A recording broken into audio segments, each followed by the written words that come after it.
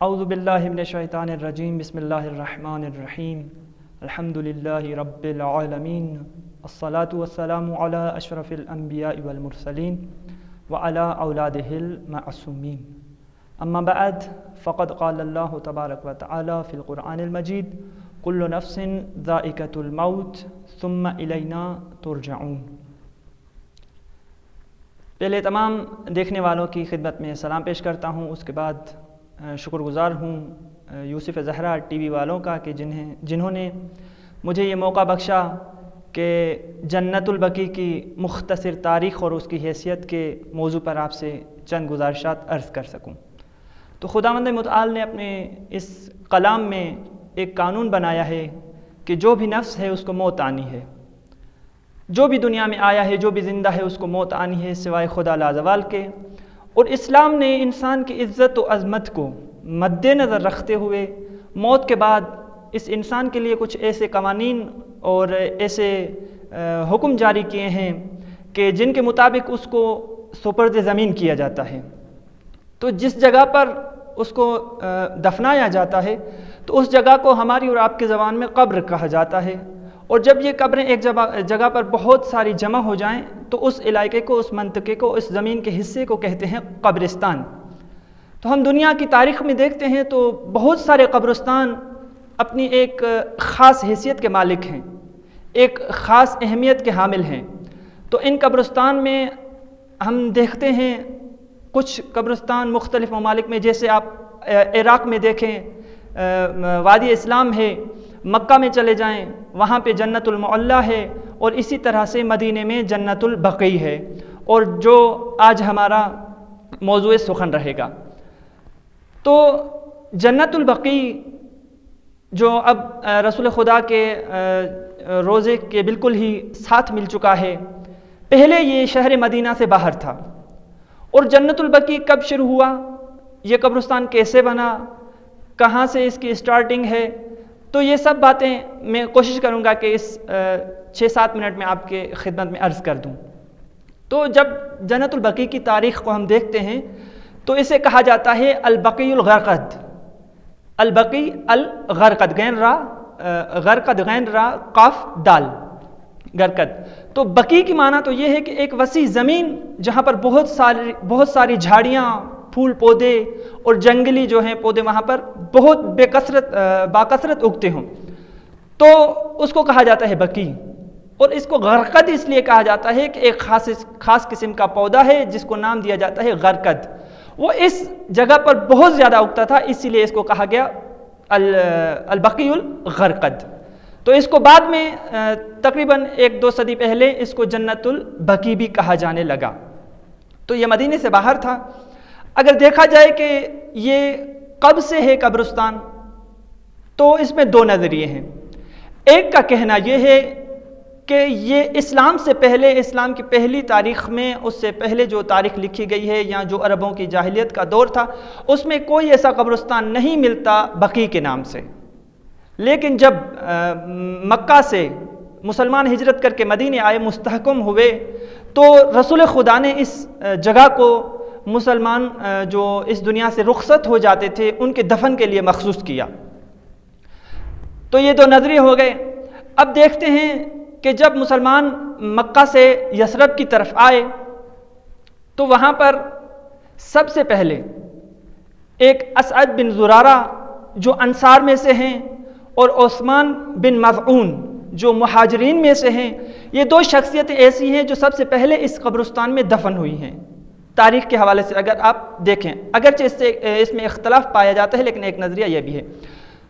تو جب عثمان بن مظعون اس دنیا سے رخصت ہوئے تو رسول خدا نے خود حکم دیا کہ ادفنوا عثمان کو دفن کرو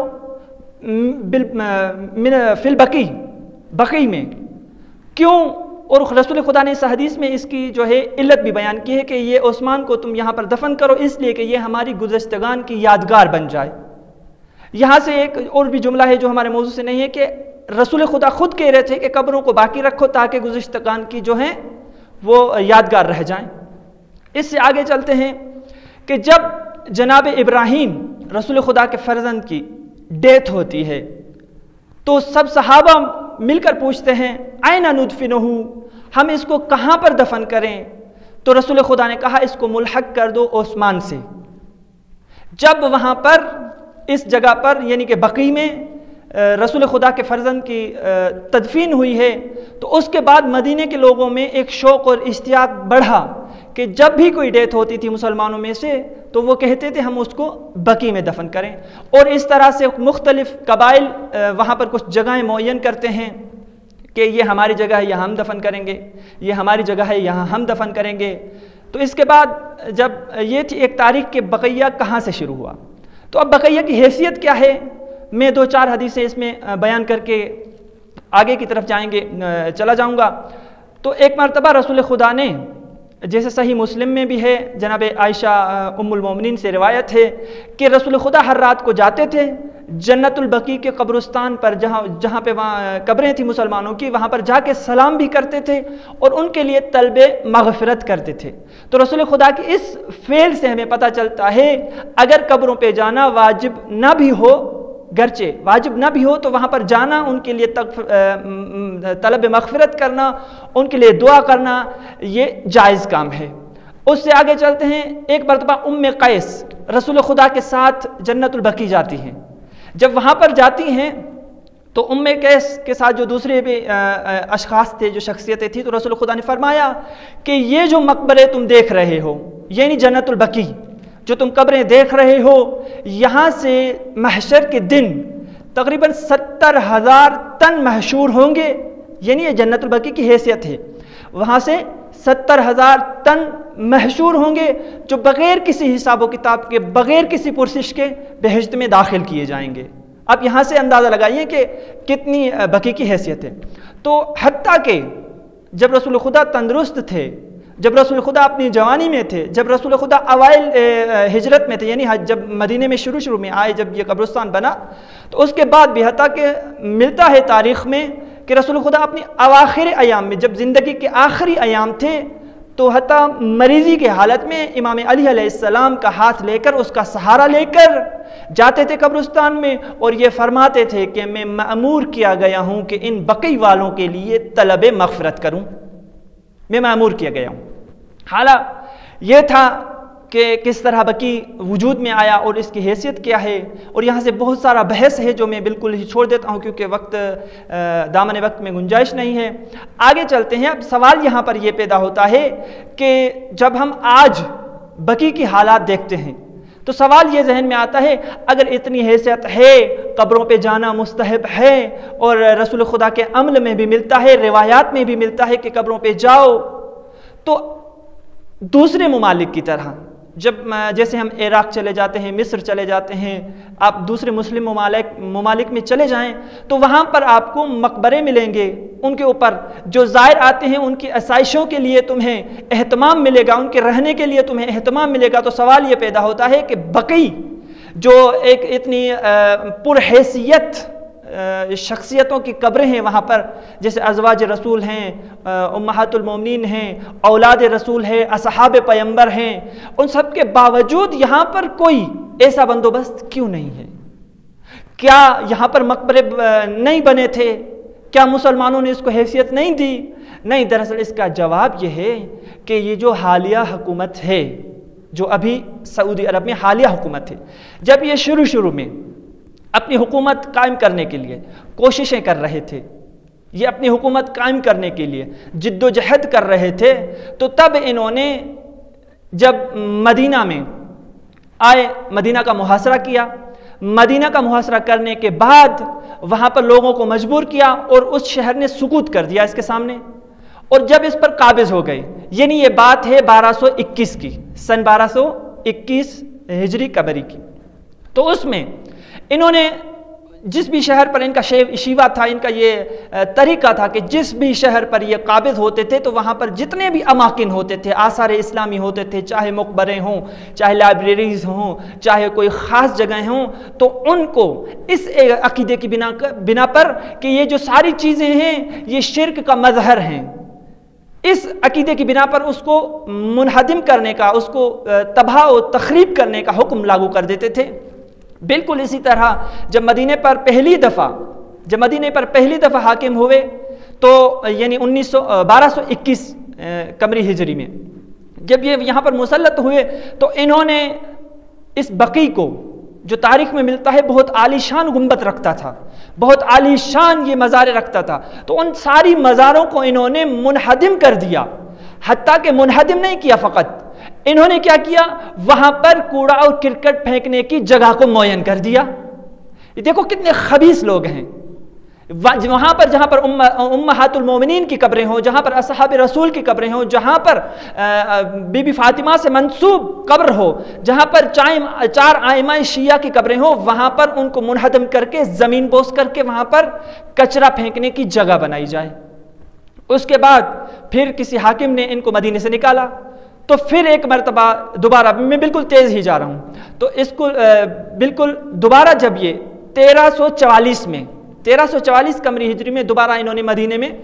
جو ہے تسلط قائم کیا، اور پھر اس کو جو اس بادشاہ نے مطلب کہ 1221 اور 1344 کے درمیان جس کی حکومت تھی، پھر تعمیر نو کی جنت البقیع کی، اس کے بعد پھر انہوں نے 1344 میں آ کر پھر جو دوسری مرتبہ گنبد بنائے گئے تھے، دوسری مرتبہ جہاں پر نشان لگائے گئے تھے، ان سب کو منہدم کر دیا۔ اور یہ تو 1344 رمضان کا مہینہ، شوال کا مہینہ 8 تاریخ تھی۔ یہ ہوا کیسے؟ ان کا جب یہ مسلط ہو گئے، محکم ہو گئے، مضبوط ہو گئے اپنی حکومت میں، تو ان کا ایک قاضی القضاء تھا بنام شیخ عبداللہ بن بلہد۔ اس نے مکہ سے مدینے کا سفر کیا، رمضان میں آیا، لوگوں سے سوال کرنے لگا، لوگوں سے مراد یعنی وہاں کے جو عالم تھے ان سے سوال کیا کہ یہ جو قبریں ہیں یہاں پر، ان کے اوپر یہ جو نشانات ہیں، گنبد ہے، یہ بنانا جائز ہے یا نہیں ہے؟ اس سے یہ مراد نہیں تھا کہ لوگوں کی رائے معلوم کریں، اس سے مراد یہ تھا کہ لوگوں کی ذہن سازی کی جائے کہ ہم ان کو ختم کرنے والے ہیں، منہدم کرنے والے ہیں۔ تو 8 شوال کو جیسے ہی انہوں نے اس قبور اطہار کو، ائمہ معصومین کی قبروں کو، اصحاب کی قبروں کو جب منہدم کر دیا، تو پوری دنیا میں ان کے خلاف مظاہرے ہوئے، حکومتی سطح پر بھی اور عوامی سطح پر بھی۔ اور ان کا ارادہ تھا، آپ نے شاید سنا ہوگا کہ ان کا ایک مفتی ہے، کہتا ہے ہم عنقریب روزہ رسول کو بھی ڈھا دیں گے، ختم کر دیں گے۔ اگر مسلمانوں کا خطرہ اور ان کو یہ مسلمانوں کا یہ احتجاج نہ ہوتا تو شاید آج رسول خدا کا یہ سبز گنبد بھی باقی نہ رہتا۔ تو کیا ہوا؟ جب انہوں نے یہ منہدم کر دیا تو 8 شوال کو تمام مسلمان ان کے خلاف ہر سال یہ احتجاج کرتے ہیں اور ان سے طلب کرتے ہیں، مطالبہ کرتے ہیں کہ ایک مرتبہ پھر جنت البقیع کے اوپر گنبد بنائے جائیں، وہاں پر زائرین کو چھوڑا جائے، وہاں پر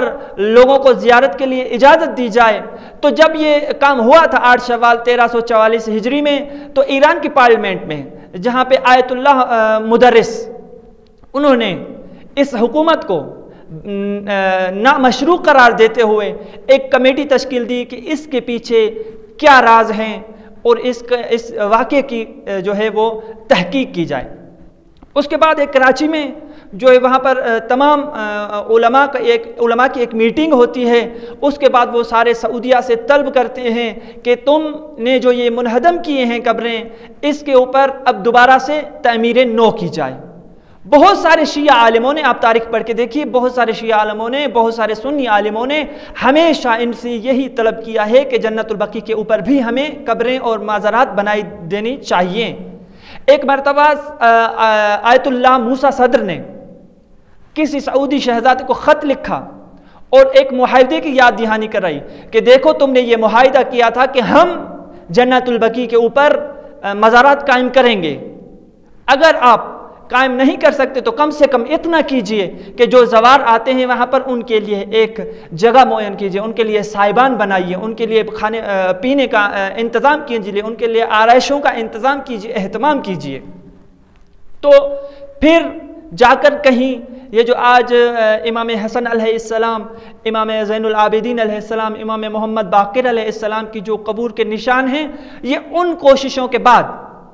جو آیت اللہ مدرس نے، آیت اللہ موسیٰ صدر نے اور تمام علماء نے جو کوششیں کی، نجف سے، قم سے، مختلف ممالک سے جو علماء نے کوششیں کی، ان کے نتیجے میں آج جو آپ دیکھ رہے ہیں کہ کچھ نشانات باقی ہیں اور یہ باقی رہے ہیں۔ اگر ان علماء کی کوششیں نہ ہوتی تو شاید یہ جنت البقیع آج اس حالت میں بھی نہ ہوتا، بالکل ختم ہو جاتا۔ اور اگر علماء کوشش نہ کرتے تو شاید یہ سمز گنبد بھی آج اپنی جگہ پر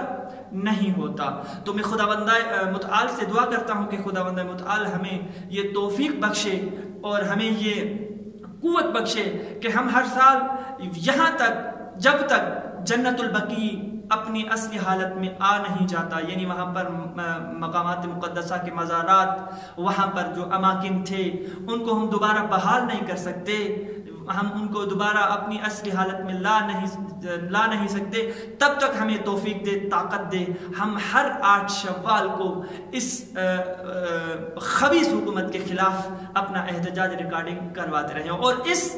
ویڈیو کے ذریعے میں تمام مسلمانوں کو گزارش کرنا چاہتا ہوں کہ آپ 8 شوال کو فراموش مت کیجیے گا، اور اسی ویڈیو کے ذریعے سے میں پیغام دینا چاہتا ہوں سعودی حکومت کو کہ جب تک تم جنت البقیع کے مزارات دوبارہ بنا نہیں دیتے تب تک ہم آپ کو نامشروع حکومت مانتے رہیں گے اور تب تک ہم یہ مطالبہ کرتے رہیں گے۔ والسلام علیکم ورحمۃ اللہ وبرکاتہ۔